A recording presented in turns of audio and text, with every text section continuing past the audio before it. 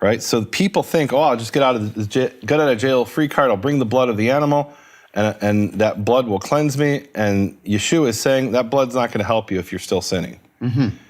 Don't try to get right with God if you've got something where you're not right with man. So Nehemia, I just want to say something here.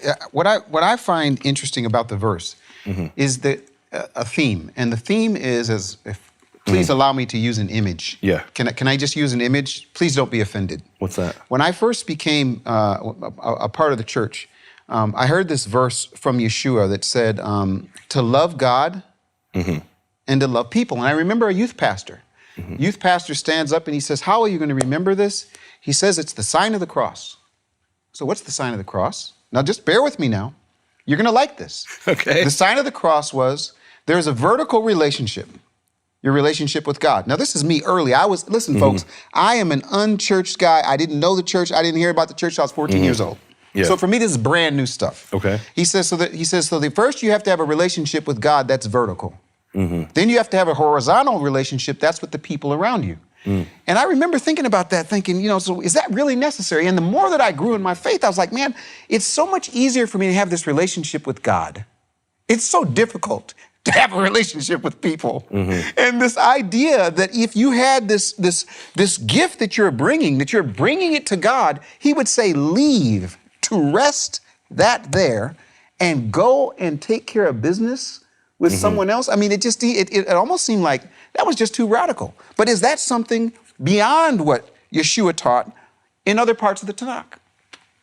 I would say there's definitely here a major, and this is interesting, there's this major split between Judaism and Christianity, and Yeshua, especially what he's teaching here in the Sermon on the Mount, is on the side of Judaism.